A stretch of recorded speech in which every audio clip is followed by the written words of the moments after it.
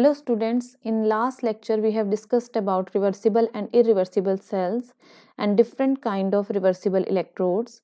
In this lecture we are going to discuss about the reference electrodes in detail. But before this we will discuss some important terms like standard electrode potential and EMF. तो start करते हैं अपना lecture और सबसे पहले हम देखते हैं कि इलेक्ट्रोड पोटेंशियल क्या होता है. Electrode potential is tendency of an electrode to lose or gain electrons when it is in contact with its own ions in the solution. If an electrode has tendency to lose electrons, then oxidation will take place at that electrode. With respect to NHE, NHE means normal hydrogen electrode. Then this electrode potential will term as oxidation potential. But if an electrode has tendency to gain electrons, that is reduction takes place at electrode with respect to normal hydrogen electrode, then we will term it as reduction potential. For example, अगर हम एक zinc road को zinc sulphate solution में dip करेंगे, that means हमने zinc को उसके ions के सोल्यूशन में डिप किया है, तो जिंक की टेंडेंसी है इलेक्ट्रॉन लूज करने की और इलेक्ट्रॉन लूज करके वो जिंक 2 पॉजिटिव आयन में कन्वर्ट हो जाएगा. इसलिए जब हम इसका इलेक्ट्रोड पोटेंशियल मेजर करते हैं with respect to normal hydrogen electrode, तो उसे हम बोलेंगे कि ये इसके ऑक्सीडेशन पोटेंशियल की वैल्यू है और जिंक के लिए ऑक्सीडेशन पोटेंशियल की वैल्यू +0.76 वोल्ट है. अब अगर हम बात करें कॉपर की, कॉपर को हम डिप करें कॉपर सल्फेट सोल्यूशन में, कॉपर की हमने रोड ले ली और उसे कॉपर सल्फेट सोल्यूशन में डिप किया, तो कॉपर की टेंडेंसी है copper 2 positive ion 2 electron gain करके कॉपर में रिड्यूस हो जाते हैं. तो यहाँ पे जो रिडक्शन पोटेंशियल आएगा, इलेक्ट्रोड पोटेंशियल जो हम मेजर करेंगे उसे हम रिडक्शन पोटेंशियल बोलेंगे और उसकी वैल्यू हमारी +0.34 वोल्ट है. तो ये थी बात ऑक्सीडेशन और रिडक्शन पोटेंशियल की. अब देखते हैं कि स्टैंडर्ड इलेक्ट्रोड पोटेंशियल क्या होता है.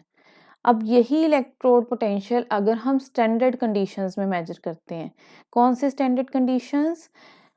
अगर हमने एक हाफ सेल में मेटल रोड को सस्पेंड कर रखा है एक सोल्यूशन में जिसकी हमने 1 मोलर कंसंट्रेशन ली है, या हम बोलें कि हमने उसकी यूनिट एक्टिविटी ली है, उस सोल्यूशन में हमने मेटल रोड को डिप कर रखा है और टेम्परेचर हमने 25 degree centigrade that means 298 kelvin लिया है, तो इस इलेक्ट्रोड पोटेंशियल को हम स्टैंडर्ड इलेक्ट्रोड पोटेंशियल बोलेंगे और ई नॉट से इसको डिनोट करेंगे. लेकिन अगर हमारे गैशियस इलेक्ट्रोड हैं, गैसेस इन्वॉल्व हैं इसके अंदर, तो हम स्टैंडर्ड कंडीशंस लेंगे क्योंकि गैस के केस में हम प्रेशर की बात करते हैं और सॉलिड मेटल के केस में जब हमने सोल्यूशन लिया है तो हम कंसंट्रेशन की बात करेंगे. तब हमारा 1 एटमॉस्फेयर प्रेशर और 25 डिग्री सेंटीग्रेड या 298 केल्विन स्टैंडर्ड कंडीशंस होंगी. तो उस केस में हम इलेक्ट्रोड पोटेंशियल को स्टैंडर्ड इलेक्ट्रोड पोटेंशियल बोलेंगे. अब ये इलेक्ट्रोड पोटेंशियल सेटअप कैसे होता है? जैसे मैंने पहले भी बताया कि अगर हम एक इलेक्ट्रोड को मेटल रोड को प्लेस कर रहे हैं in a solution of its own ions, तो या ये मेटल पॉजिटिवली चार्ज बन जाएगा या ये नेगेटिव चार्ज डेवलप कर लेगा विद रिस्पेक्ट टू सोल्यूशन. और इसी की वजह से एक पोटेंशियल डिफरेंस डेवलप हो जाएगा due to formation of electrical double layer at the interface of metal and its solution. इस पोटेंशियल डिफरेंस को हम बोलेंगे इलेक्ट्रोड पोटेंशियल. हम इसको थोड़ा एग्जाम्पल से भी इलेबोरेट करेंगे. अगर एक मेटल की टेंडेंसी है ऑक्सीडाइज होने की, तो मेटल इलेक्ट्रॉन लूज करेगा और मेटल आयन बनाएगा. अब मेटल आयंस कहाँ जाएंगे? सॉल्यूशन के अंदर. और इलेक्ट्रॉन्स कहाँ एक्युमुलेट हो जाएंगे? इलेक्ट्रोड पे. तो क्योंकि इलेक्ट्रोड पे इलेक्ट्रॉन्स जो नेगेटिवली चार्ज हैं वो एक्यूमुलेट हो रहे हैं, तो electrode slightly negative charge develop कर लेगा विद रिस्पेक्ट टू सॉल्यूशन।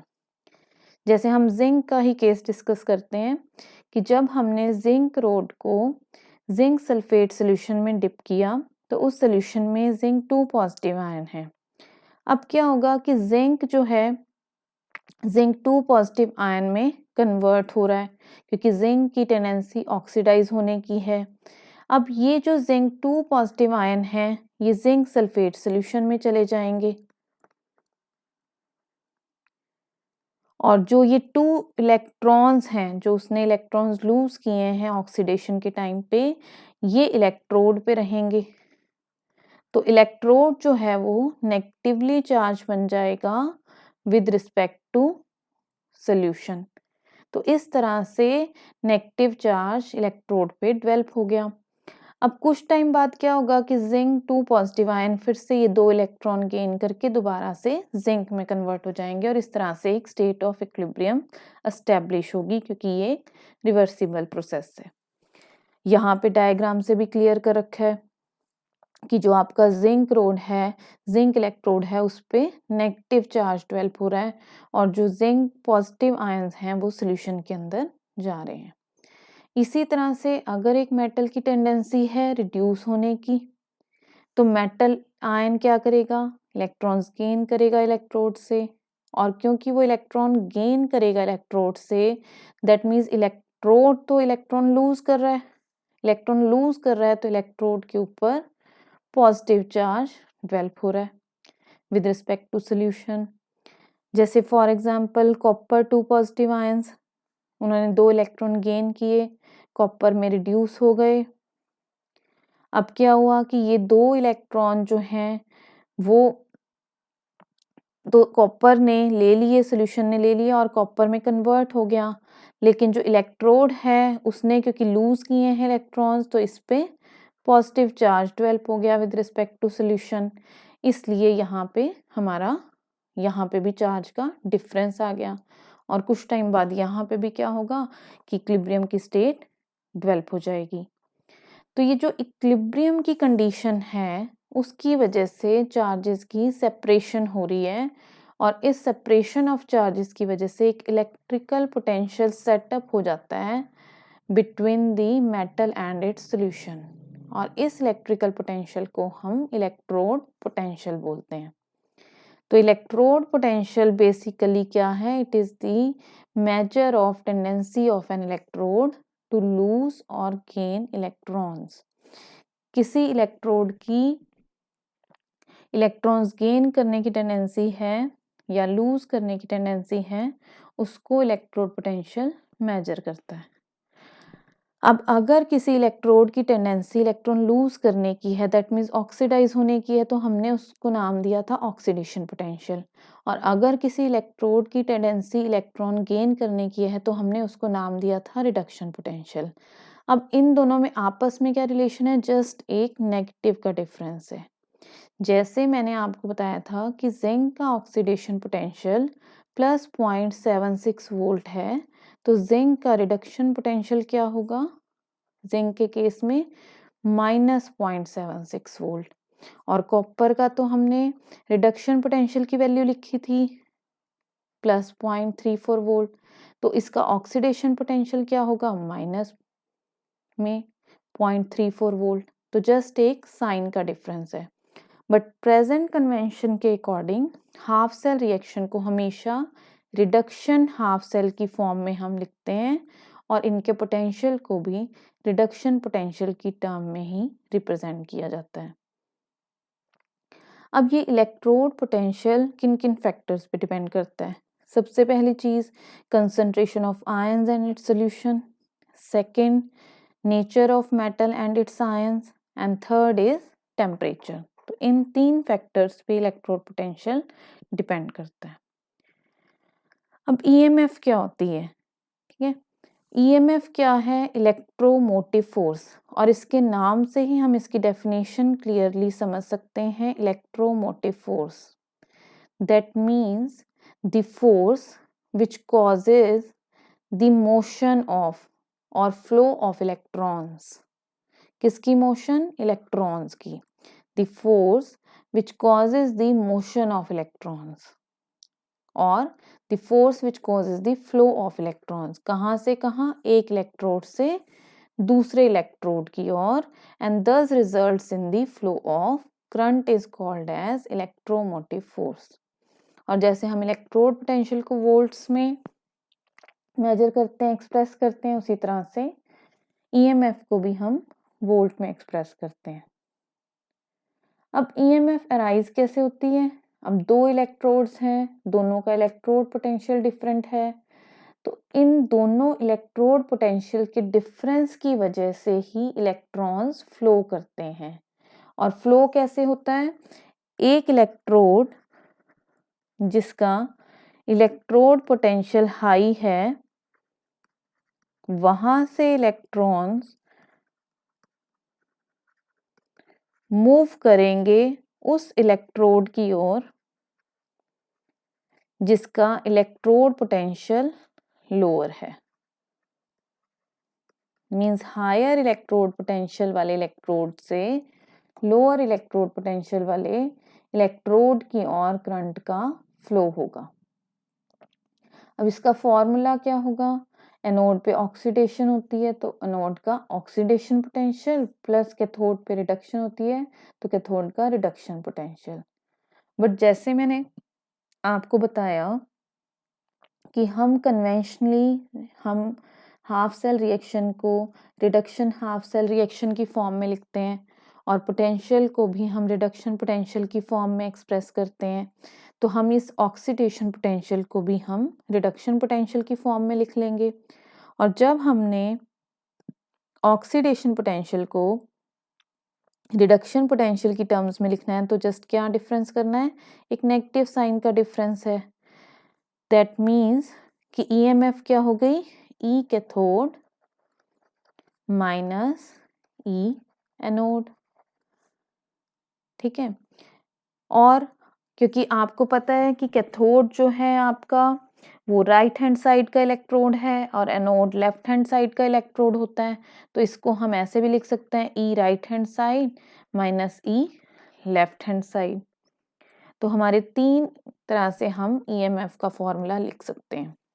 अगर हम इन रिएक्टेंट्स और प्रोडक्ट्स को स्टैंडर्ड स्टेट में लेते हैं और 25 डिग्री सेंटीग्रेड टेम्परेचर पे लेते हैं तो उस ईएमएफ को हम स्टैंडर्ड ईएमएफ बोल देंगे और उसे हम यहाँ पे इलेक्ट्रोड पोटेंशियल को भी ई नॉट से एक्सप्रेस करेंगे और ईएमएफ को भी हम ई नॉट सेल से एक्सप्रेस करेंगे। अब इनमें डिफरेंस क्या है ईएमएफ में और इलेक्ट्रोड पोटेंशियल में? जब हम इलेक्ट्रोड पोटेंशियल की बात कर रहे थे तब हमने कहा था, जैसे जिंक का भी हमने एग्जांपल लिया था, कि अगर हम एक मेटल रोड को उसी के आयंस के सॉल्यूशन में डिप करते हैं तो उस मेटल रोड की क्या टेंडेंसी रहती है? इलेक्ट्रॉन लूज करने की टेंडेंसी रहती है या गेन करने की? तो दैट मीन्स जब हम ये बात कर रहे हैं तो हम हाफ सेल की बात कर रहे हैं या हाफ सेल रिएक्शन की बात कर रहे हैं। तो electrode potential is the tendency of an electrode in half cell to lose और गेन इलेक्ट्रॉन। आपने यहाँ पे एम्फेसिस देना है कि हम जब इलेक्ट्रोड पोटेंशियल की बात कर रहे हैं तो हाफ सेल की बात कर रहे हैं, लेकिन जब हम ईएमएफ की बात कर रहे हैं तो हम रिलेटिव टेंडेंसी एक तो मेजर कर रहे हैं और यहाँ पे हम पूरा सेल सेटअप करेंगे। ठीक है, दो इलेक्ट्रोड्स की बात होगी, दो हाफ सेल्स की बात होगी। EMF of a cell is measure of relative oxidizing and reducing tendency of electrodes of cell। या जैसे हमने EMF का फॉर्मूला लिखा कि it is E cathode minus E anode और it is E right hand side minus left hand side, तो that means यहाँ पे हम दो इलेक्ट्रोड्स के इलेक्ट्रोड पोटेंशियल के डिफरेंस की बात कर रहे हैं। Difference of electrode potential of two electrodes. तो इलेक्ट्रोड पोटेंशियल की जब बात हो रही है तो हाफ सेल की बात हो रही है, और जब ईएमएफ की बात हो रही है तो हम एक कंप्लीट सेल की सेटअप की बात कर रहे हैं। जैसे जिंक के लिए मैंने आपको बताया था कि जिंक के लिए जो इलेक्ट्रोड पोटेंशियल की वैल्यू है और ऑक्सीडेशन पोटेंशियल की वैल्यू प्लस 0.76 वोल्ट है, और कॉपर के लिए इलेक्ट्रोड पोटेंशियल की वैल्यू प्लस 0.34 वोल्ट है। तो हमारी ईएमएफ क्या आएगी, और स्टैंडर्ड ईएमएफ हम निकालते हैं तो ईएमएफ हमारी क्या आ गई, इसको ई नॉट सेल से भी एक्सप्रेस कर सकते हैं। तो यहाँ पे हमारी ईएमएफ आएगी। अब आपको पता है कि कॉपर की रिड्यूस होने की टेंडेंसी ज़्यादा है, तो कॉपर इलेक्ट्रोड कैथोड की तरह एक्ट करेगा, और जिंक इलेक्ट्रोड की ऑक्सीडाइज होने की टेंडेंसी ज़्यादा है तो वह एनोड की तरह एक्ट करेगा। तो हम यहाँ पे इस तरह से लिखेंगे, electrode potential of copper minus electrode potential of zinc. But यहाँ पे तो मेरे पास ऑक्सीडेशन पोटेंशियल की वैल्यू, और यहाँ मैं रिडक्शन पोटेंशियल की टर्म में लिख रही हूँ। तो plus 0.34 minus minus 0.76 volt, that is 1.1 volt. और अगर हम पहले वाला फॉर्मूला यूज करते कि oxidation potential of oxidation half cell plus reduction potential of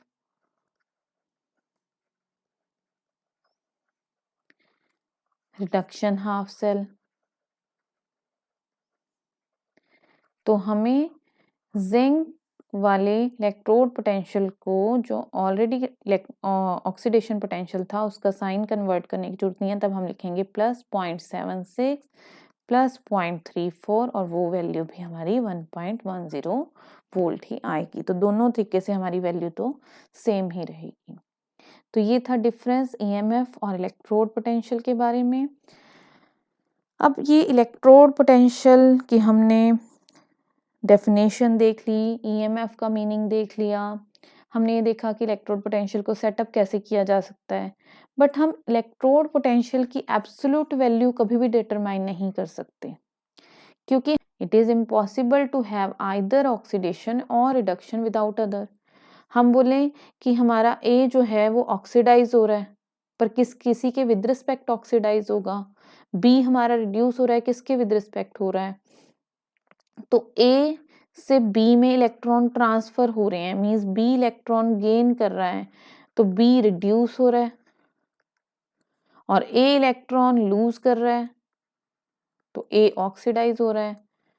तो एक ऑक्सीडाइज होगा और एक रिड्यूस होगा, क्योंकि यहाँ पे रिडॉक्स रिएक्शन की बात चल रही है। ऐसा तो हो नहीं सकता कि सिर्फ ये ऑक्सीडाइज हो जाए या ये सिर्फ रिड्यूस हो जाए, ऐसा पॉसिबल नहीं है।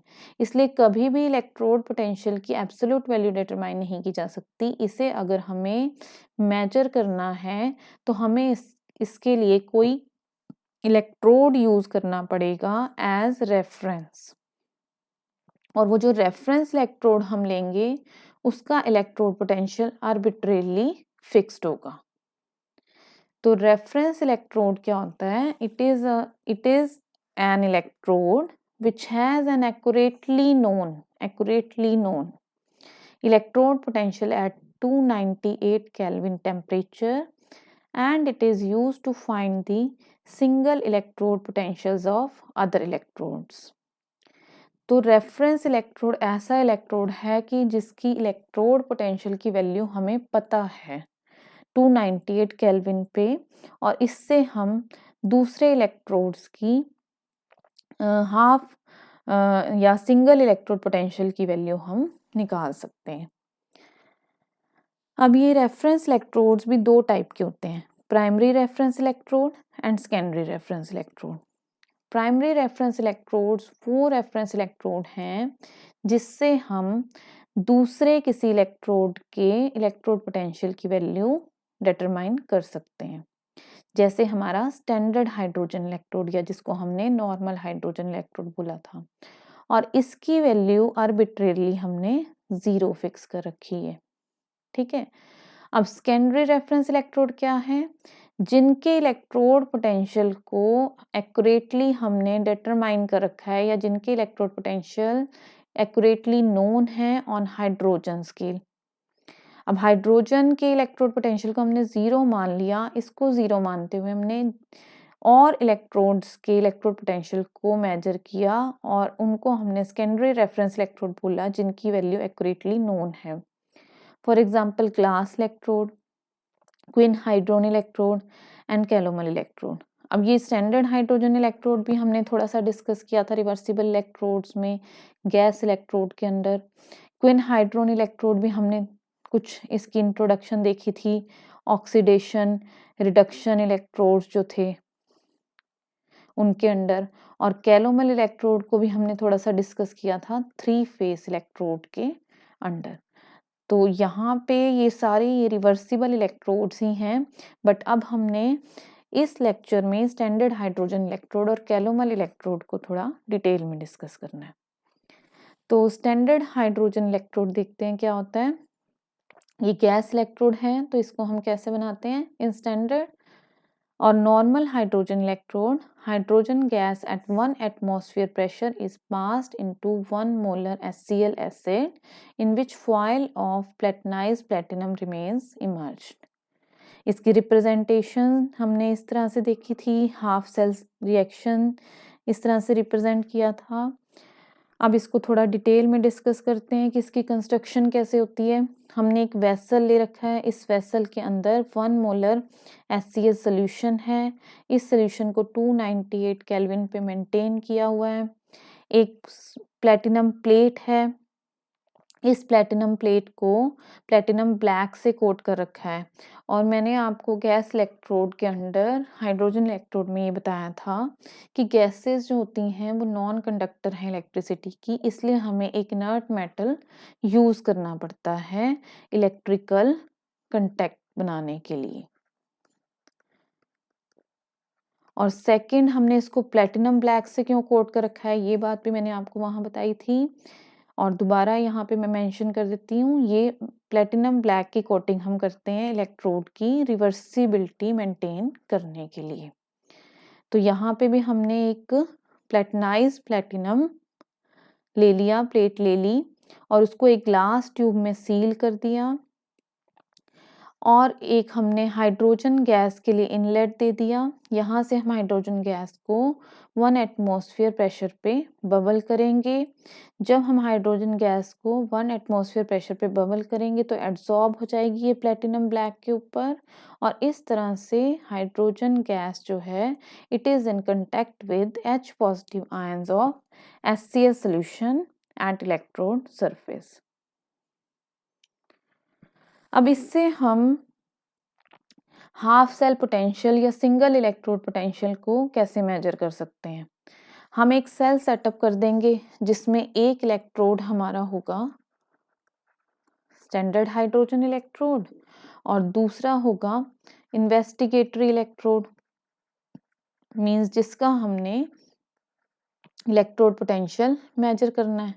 अब एक हमने सेल सेटअप कर दिया, उस सेल की हमने EMF निकाली, एक इलेक्ट्रोड पे ऑक्सीडेशन होगी, एक पे रिडक्शन होगी, बट हमें बताया कि standard hydrogen electrode as cathode भी एक्ट कर सकता है और ये एज एनोड भी एक्ट कर सकता है। डिपेंड करेगा इस इलेक्ट्रोड की टेंडेंसी पे कि ये इलेक्ट्रॉन लूज करने की टेंडेंसी है या गेन करने की टेंडेंसी है।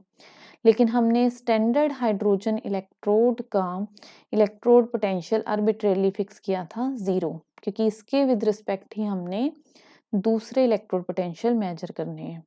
तो जो EMF की वैल्यू आएगी उससे हमें डायरेक्टली ही इस इन्वेस्टिगेटरी इलेक्ट्रोड के इलेक्ट्रोड पोटेंशियल की वैल्यू मिल जाएगी। अब हमें ये पता कैसे लगेगा कि इस इलेक्ट्रोड की टेंडेंसी इलेक्ट्रॉन लूज करने की है या गेन करने की है। दैट मीन्स कि इस पे ऑक्सीडेशन होगी कि रिडक्शन होगी।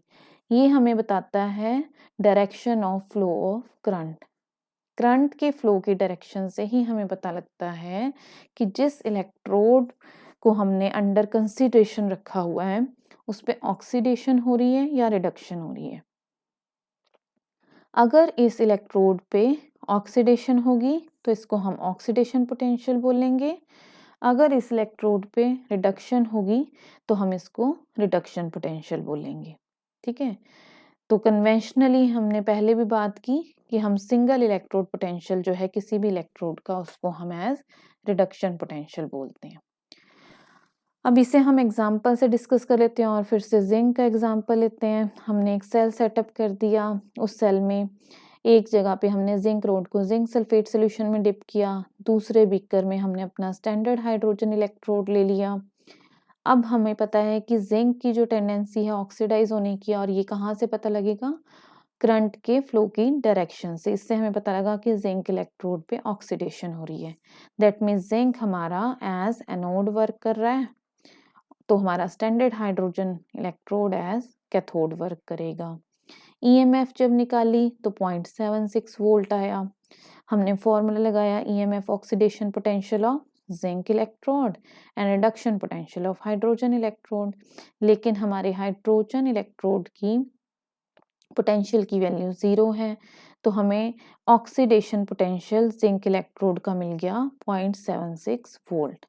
बट क्योंकि हमें रिडक्शन पोटेंशियल में एक्सप्रेस करना है, तो हमने इसके आगे नेगेटिव साइन लगा दिया, और इस तरह से हमारा जो जिंक इलेक्ट्रोड है उसका रिडक्शन पोटेंशियल आया -0.76 वोल्ट। अब कॉपर इलेक्ट्रोड का भी एग्जांपल ले लेते हैं। हमने एक सेल सेटअप किया, एक साइड पे हमने स्टैंडर्ड हाइड्रोजन इलेक्ट्रोड लिया, दूसरी साइड पे हमने कॉपर रोड को कॉपर सल्फेट सोल्यूशन में डिप किया, और हमें करंट के फ्लो की डायरेक्शन से पता लगा कि कॉपर इलेक्ट्रोड पे रिडक्शन हो रही है। ठीक है, अगर इस पे रिडक्शन हो रही है तो ये कैथोड की तरह एक्ट कर रहा है। अगर कॉपर इलेक्ट्रोड कैथोड की तरह एक्ट कर रहा है तो स्टैंडर्ड हाइड्रोजन इलेक्ट्रोड एनोड की तरह एक्ट कर रहा है। ईएमएफ की वैल्यू 0.34 वोल्ट आ रही है। अब ऑक्सीडेशन, क्योंकि ये एनोड की तरह एक्ट कर रहा है तो इसके ऑक्सीडेशन पोटेंशियल की बात करेंगे, और कैथोड की तरह एक्ट कर रहा है कॉपर इलेक्ट्रोड, इसके रिडक्शन पोटेंशियल की बात करेंगे। तो हमारा oxidation potential standard hydrogen electrode का 0 है, तो यहाँ से हमें डायरेक्टली ही कॉपर के रिडक्शन पोटेंशियल की वैल्यू मिल गई जो 0.34 वोल्ट है, which is equal to EMF. तो इस तरह से हम स्टैंडर्ड हाइड्रोजन इलेक्ट्रोड का यूज करके किसी भी इलेक्ट्रोड का सिंगल इलेक्ट्रोड पोटेंशियल निकाल सकते हैं। अब जो सेकंड इलेक्ट्रोड हमने डिस्कस करना है कैलोमल इलेक्ट्रोड, बट उससे पहले हम इस स्टैंडर्ड हाइड्रोजन इलेक्ट्रोड की कुछ डिफिकल्टीज देख लेते हैं कि इसको यूज करने में या इसको सेटअप करने में क्या डिफिकल्टीज आती हैं। पहली चीज ये है कि it is very difficult to set up and maintain unit activity of hydrogen ions in solution and 1 atmosphere pressure of hydrogen gas। जो HCl की हमने यूनिट एक्टिविटी या 1 मोलर कंसंट्रेशन मेंटेन करनी है, और जो हाइड्रोजन गैस का हमने 1 एटमॉस्फेयर प्रेशर मेंटेन करना है, इन दोनों को मेंटेन करने में डिफिकल्टी आती है, पहली बात। दूसरी बात, इसको रिड्यूसिबल आयंस की प्रेजेंस में यूज नहीं कर सकते, क्योंकि हाइड्रोजन की टेंडेंसी है रिड्यूस करने की, तो जो भी आयंस रिड्यूस होने की टेंडेंसी रखते हैं उनकी प्रेजेंस में स्टैंडर्ड हाइड्रोजन इलेक्ट्रोड को यूज नहीं किया जा सकता। थर्ड पॉइंट है कि ये potential fire and explosion hazard है, ये बहुत जल्दी फायर कैच कर लेता है, तो एक्सप्लोजन के चांसेस हैं। थर्ड चीज ये है, हमने प्लेटिनम इलेक्ट्रोड्स को प्लेटिनम ब्लैक से कोट कर रखा है to maintain the reversibility of electrode, but ये इजीली ये कोटिंग पॉइजन हो जाती है, क्योंकि कई बार इस पे हाइड्रोजन के साथ साथ कुछ इम्प्योरिटीज भी एब्जॉर्ब हो जाती हैं, जिसकी वजह से जो H2 में और H पॉजिटिव आयन में इक्विलिब्रियम मेंटेन होना है वो इक्विलिब्रियम डिस्टर्ब हो जाता है। तो ये 3-4 रीजंस की वजह से इसको स्टैंडर्ड हाइड्रोजन इलेक्ट्रोड को सेटअप करना और इसके साथ वर्क करना मुश्किल रहता है, तो इसलिए हमें कैलोमल इलेक्ट्रोड्स हम कॉमनली यूज करते हैं। कैलोमल इलेक्ट्रोड मैंने आपको पहले भी बताया कि ये एक 3 फेस इलेक्ट्रोड है। So this electrode consist of mercury in contact with the paste of sparingly soluble salt of mercurous chloride in mercury and a solution of soluble Cl negative ions such as KCl of known concentration। ये calomel electrode की representation है और ये इस पे जो reaction हो रहा है वो यहाँ पे शो कर रखा है। And this electrode is reversible with respect to Cl negative ion. ये चीज़ हम प्रीवियस लेक्चर में भी डिस्कस कर चुके हैं। और अगर हम यहाँ पे KCl सैचुरेटेड सोल्यूशन KCl का यूज करते हैं तो हम इसे सैचुरेटेड कैलोमल इलेक्ट्रोड बोलते हैं, SCE। अब इसकी कंस्ट्रक्शन कैसे होती है? मरकरी हमने बॉटम में रखा हुआ है और इसको हमने जो ये बॉटम में मरकरी है इसको कवर कर रखा है mercurous chloride that is calomel की पेस्ट से। फिर हमने इस ट्यूब के अंदर KCl सोल्यूशन डाल रखा है। ये सैचुरेटेड KCl सोल्यूशन होगा SCE की केस में, या कोई नॉन कंसंट्रेशन का सोल्यूशन होगा। इस सोल्यूशन को हम इस B ट्यूब के थ्रू फिल करते हैं और हमने एक वायर प्लेटिनम की डिप कर रखी है मरकरी में और ये इस ट्यूब का एंड सील कर रखा है। तो ये इसकी कंस्ट्रक्शन है। अब रिएक्शन देख लेते हैं कि अगर कैलोमल इलेक्ट्रोड पे ऑक्सीडेशन हो रही है तो यहाँ पे आपका मरकरी जो है वो Hg2 पॉजिटिव में ऑक्सीडाइज हो रहा है। जब इस इलेक्ट्रोड पे रिडक्शन हो रही है तो Hg2 पॉजिटिव आयन Hg0 में रिड्यूस हो रहे हैं और ये आपका ओवरऑल रिएक्शन है जो हमने पहले भी देखा। इसका इलेक्ट्रोड पोटेंशियल हमने with respect to standard hydrogen electrode measure किया है और ये डिपेंड करेगा KCl की हमने क्या कंसंट्रेशन ली है। अगर KCl की कंसंट्रेशन हमने 0.1 नॉर्मल ली है तो रिडक्शन पोटेंशियल की वैल्यू 0.3338 वोल्ट आएगी। अगर हमने KCl की कंसंट्रेशन 1 नॉर्मल ली है तो वैल्यू 0.280 वोल्ट आएगी। अगर हमने सैचुरेटेड KCl सोल्यूशन लिया है तो वैल्यू प्लस 0.2415 वोल्ट आएगी। तो हम क्या करेंगे कि एक हमारा स्टैंडर्ड कैलोमल इलेक्ट्रोड हो जाएगा और एक हमारा इन्वेस्टिगेटरी इलेक्ट्रोड होगा।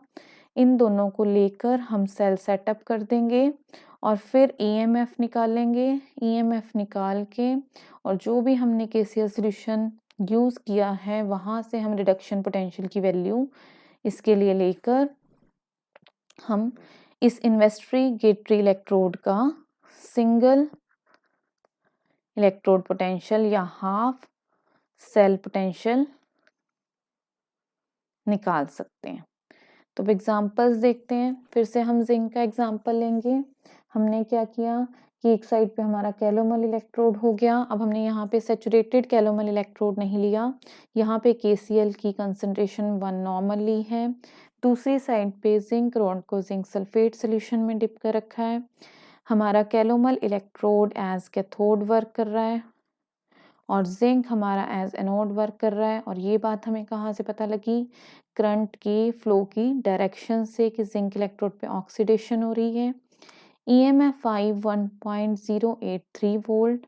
जिंक इलेक्ट्रोड पे ऑक्सीडेशन हो रही है, इसका हमने ऑक्सीडेशन पोटेंशियल निकालना है। रिडक्शन पोटेंशियल कैलोमल इलेक्ट्रोड का हमने लास्ट स्लाइड में देखा, फॉर 1 नॉर्मल KCl इज 0.280। इस वैल्यू को हम EMF की वैल्यू में से माइनस करेंगे तो जिंक इलेक्ट्रोड का रिडक्शन पोटेंशियल ऑक्सीडेशन पोटेंशियल आ रहा है 0.803 volt and reduction potential minus की वैल्यू से -0.803 वोल्ट आएगा। हमारी स्टैंडर्ड हाइड्रोजन इलेक्ट्रोड से इसकी वैल्यू 0.76 वोल्ट आई थी ऑक्सीडेशन पोटेंशियल की और रिडक्शन पोटेंशियल की -0.76 वोल्ट। तो अप्रोक्सीमेटली सेम है।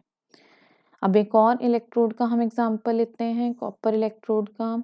हमने एक साइड पे अपना कैलोमल इलेक्ट्रोड सेटअप कर दिया, दूसरी साइड पे कॉपर रोड को कॉपर सल्फेट सोल्यूशन में डिप किया। फिर से करंट की डायरेक्शन से हमें ये पता लगा कि कॉपर इलेक्ट्रोड पे रिडक्शन हो रही है और EMF की वैल्यू 0.018 वोल्ट आई। अब क्योंकि कैलोमल इलेक्ट्रोड हमारा एज एनोड वर्क कर रहा है तो इसका ऑक्सीडेशन पोटेंशियल हम माइनस साइन से 0.280 लिखेंगे और इधर जाके जब इसे प्लस करेंगे तो हमें रिडक्शन पोटेंशियल मिल जाएगा कॉपर इलेक्ट्रोड का जो 0.298 वोल्ट है। बट स्टैंडर्ड हाइड्रोजन इलेक्ट्रोड से हमारे कॉपर का रिडक्शन पोटेंशियल 0.34 वोल्ट आया था। तो यहाँ पे थोड़ा सा वैल्यू में डिफरेंस है। तो इस तरह से हम इस इलेक्ट्रोड का यूज़ करके हम मेजर कर सकते हैं हाफ सेल पोटेंशियल की वैल्यू। तो ये था हमारा आज का लेक्चर। ये कुछ क्वेश्चंस हैं प्रैक्टिस के लिए, और नेक्स्ट लेक्चर में हम डिस्कस करेंगे इलेक्ट्रोकेमिकल सीरीज, उसकी एप्लीकेशंस और calculation of thermodynamic quantities. Thank you.